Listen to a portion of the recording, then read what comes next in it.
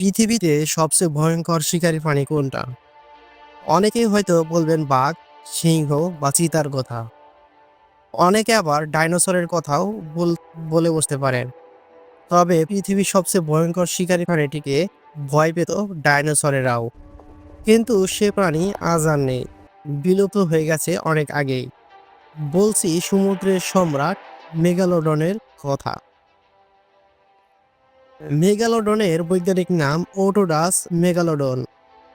একে great white শার্কের পূর্বপুরুষ বলা হয়। মায়োসিন থেকে প্লিওসিন যুগে এদের বাস ছিল পৃথিবীতে। মানে এখন থেকে প্রায় 2,30,00,000 বছর আগে এরা পৃথিবীর সমুদ্রে ছিল। লম্বায় ছিল প্রায় 60 ফুট। বিজ্ঞানীদের মতে এই মেগালোডন প্রতিদিন প্রায় 1,134 কেজি খাবার খেত। এদের ওজন ছিল প্রায় 30 থেকে 65 মেট্রিক টন। মেগালোডনের সবচেয়ে আকর্ষণীয় অংশ ছিল এর দাঁত। এখন পর্যন্ত আবিষ্কৃত ফসিল থেকে দেখা যায় যে এদের দাঁতের আকার ছিল কমপক্ষে 6.9 ইঞ্চি। তবে কোনোটায় দাঁতের আকার প্রায় আরো 3 গুণ বড় হতো। প্রাপ্তবয়স্ক মেগালোডনের 276টি দাঁত ছিল বলে গবেষকরা জানিয়েছেন। তবে এদের দাঁত ছিল ত্রিভুজ আকৃতির। এই বৃহদাকার প্রাণীর খাবারের তালিকায় ছিল নানা প্রজাতির হাঙর ও বড় বড় সামুদ্রিক মাছ। মেগালোডনের পুরো পৃথিবী জুড়ে ছড়িয়েছিল। এরা উষ্ণ রক্তের প্রাণী, তাই সমুদ্রের গভীরে ছিল চলাচল। বিশালাকার এই প্রাণীটি শিকার করার পদ্ধতিও ছিল আলাদা। মাছটি তার শরীরের সব ইন্দ্রিয় সজাগ রেখে শিকারীর কম্পন বোঝার চেষ্টা করত। নিজের শরীরের নাড়াচাড়ার মাধ্যমে বুঝতে পারত শিকার কিভাবে কাবু করতে হবে। আবার শিকারকে কাবু করতে ওর বিশালাকার দাঁত ও লম্বা শরীর তো আছেই।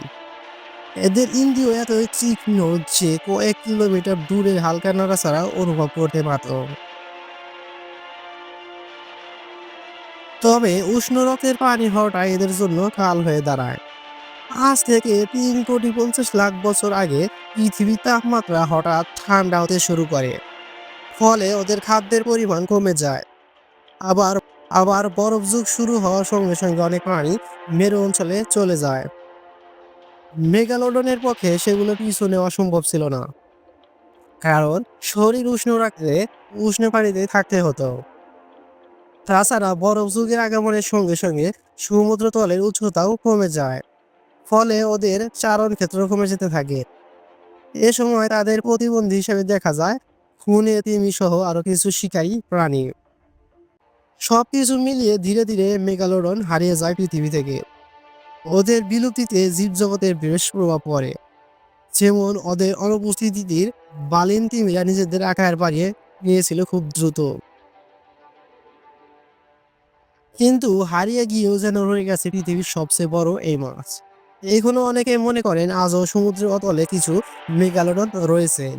দ্বিতীয় বিশ্বযুদ্ধ চলাকালীন একটি ঘটনার জন্য এই বিশ্বাস আরো বাড়তে থাকে।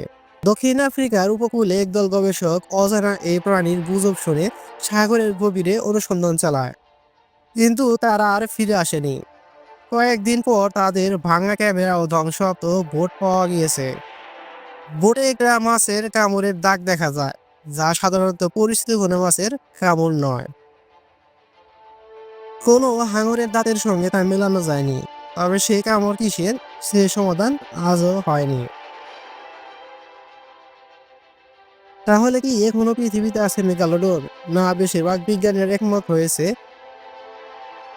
তাহলে কি এখনো পৃথিবীতে আছে মেগালোডন?